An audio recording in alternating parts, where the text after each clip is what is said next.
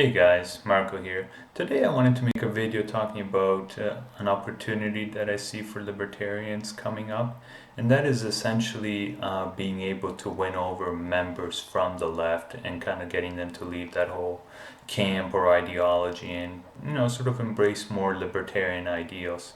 So this has been happening for a while now, and I think will continue to happen for a little while longer. Is that the left is obviously growing a little bit more extreme as of late, and one person that's really talking about it a lot is Jordan Peterson, talking about he sees extreme leftism as a real threat to our society at the moment.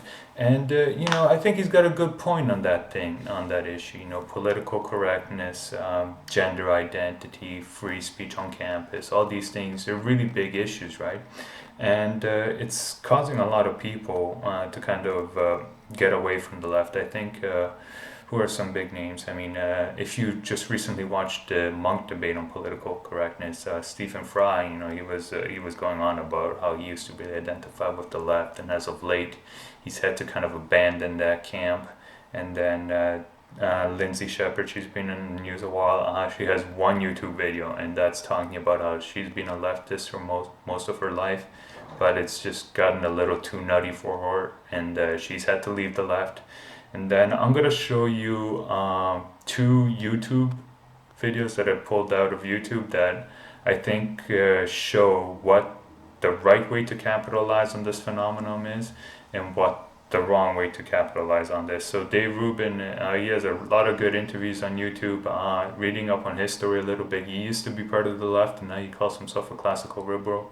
And then in the first clip that I'm going to show you, he's doing an interview with a woman called Lacey Green, which I never knew about until I saw a little bit of her on YouTube. And basically she does sex education on YouTube, and she's been doing it for a lot of years. And she was describing in the interview how basically she was a leftist most of the whole time, but then again for her, she mentioned she kept mentioning political correctness and just the intolerance of the left to not be able to tolerate anybody with their point of view and threaten her with censorship, violence, and all these other things.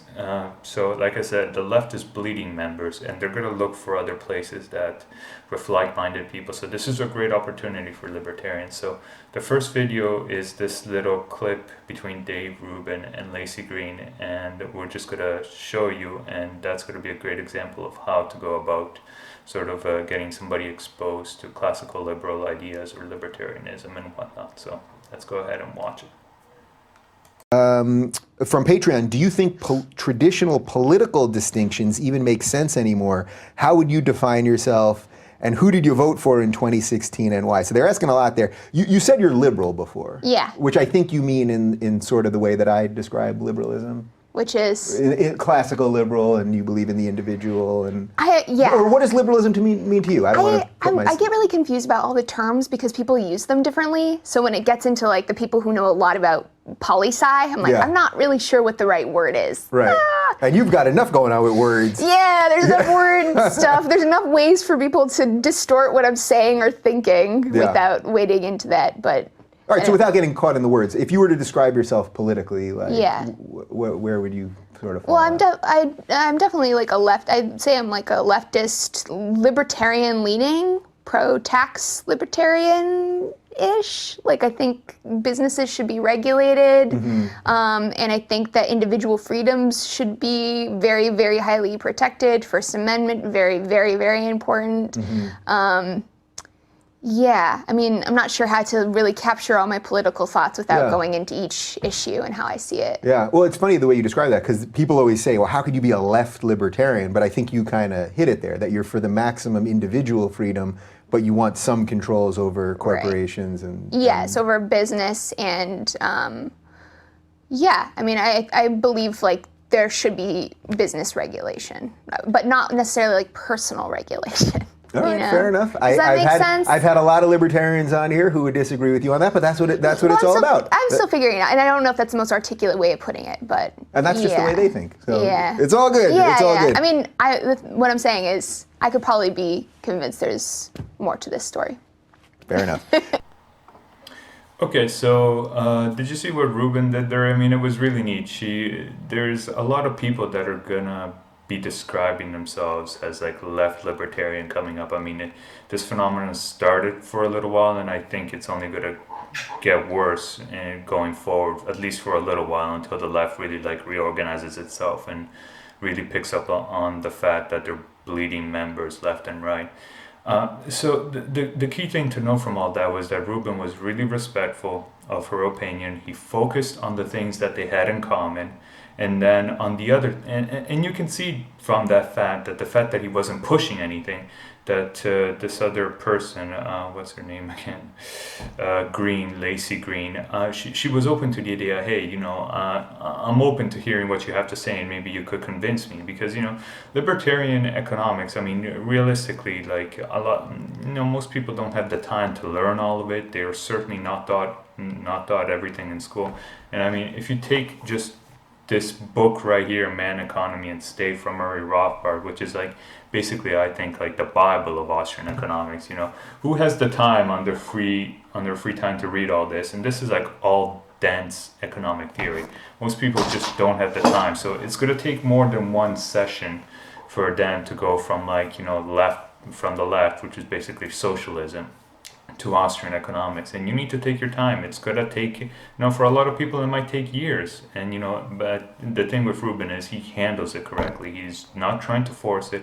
It's just like, we agree on these things: free speech and personal liberty and whatnot. So we got that in common. So let's just focus on that. So that to me was the correct way to kind of sort of ease somebody into libertarianism. Now we're gonna look at another clip, Charlie Kirk, and how he deals with somebody that called himself a libertarian socialist, and then we're gonna dissect that too. Okay. So see you in a second.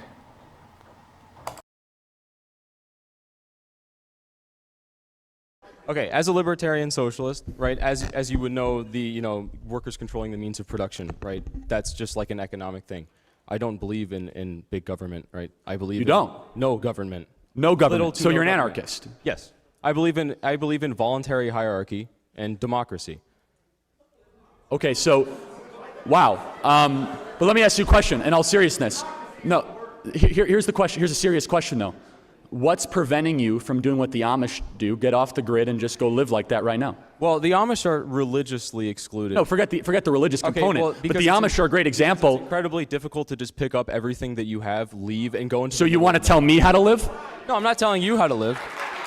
No. You are, because you're arguing for a governmental structure. A lack of one, rather. So even a lack of a governmental structure will then make me live the way you want me to live. I'm not going to tell you how to live your life. However you want. What I'm saying is that under So you're the okay with me society having that I 5 currently houses live and 6 yachts? What I'm saying is that the society that I currently Answer live the in, question. I'm forced to, wait, what? What was You're that? okay with me having 5 houses and 6 yachts? I'm not okay with you having them as if you are not using them. Oh, not you. So all of a sudden you're now telling me how to live my life. I'm never going to tell you how to live your life, my friend. Why are you telling me how to live mine? What I'm saying is that there are people that are literally starving, and that if you had extra houses and they literally just came and occupied the houses that you are not using, they are justified because you are being a massive asshole. Being a massive asshole to not... So if someone forcefully takes away something that is sedentary, not being used in that purpose, it is a rightful means of theft. Yes. Wow. Yes. So you don't believe in private property rights? No, I do not. I believe you don't believe in private property rights, so we're getting somewhere. So you're not a libertarian, my friend. Libertarians believe... I'm not a libertarian in the American... I'm not a libertarian in the capitalist sense. I'm not a libertarian in the American sense. So stop using the word, because you're anything but it.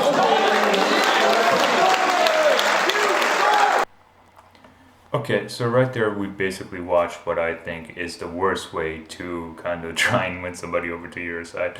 So, libertarianism, I mean, it can be kind of like a cool and hip philosophy right now, just because it goes so against the establishment in every which way. And I mean, especially like the personal liberty stuff is it's going to appeal to a lot of leftists, right? Because they mostly all believe in the libertarian philosophy of, let me smoke drugs, it's my personal responsibility.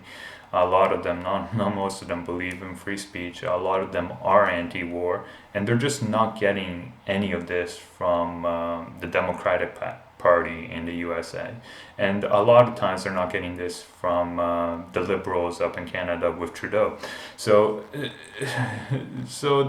there's a big opportunity to sway a lot of these members over. But if you take this antagonistic approach like this Charlie Kirk does here, and again, you know, we shouldn't be too negative on him. I mean, I can't be a hypocrite. God knows I've done what he's done there more than once. But, you know, I think we got to realize that going forward, that is not a good long-term strategy, because he focused on nothing that they agreed on. So the guy basically agreed that he believes in voluntary hierarchies, which for the left, I mean, that is like, as Jordan Peterson points out, and I believe too, that is a fundamental pillar of the left right now, is basically they're saying, oh, look at all this vast inequality that we have in our system. It's because of hierarchies, right? You elites have created these hierarchies out of the Industrial Revolution and used capitalism to sit yourself at the top and siphon out all the money from the bottom. So they have an agenda of either like mass redistribution by either like raising tax rates all the way up, or like kind of like this guy's almost hinting at, but not quite, is just eliminating private property. That way the government takes all the property and then redistributes it out to everyone. So instead of having like a very vertical hierarchy, we're all flat, all equal here at the bottom. But he used the words, I believe in a voluntary hierarchy, and I actually have a blog post that examines this ideas of hierarchies, and I used exactly that concept of a difference between a voluntary and a forced hierarchy, which I honestly do believe if we start using a concept like this, we can bridge a lot of the differences with the left. And as this guy shows, they could be open to that type of concept, right? Which I think could be very well hopeful. But yeah, again, my 2 cents is, you know, there's got to be a lot of guys like this one. And, you know, we could definitely make them our allies instead of engaging in like a screaming match. I know it's tempting, believe me. I know it's tempting, but, you know, you should probably try and work together with people more. So anyway, that's all I have for today. In the description, I'll leave my blog post, my Twitter. Feel free to get in touch with me. And that's going to be it for today, guys. I'll catch you next time on another video. Have a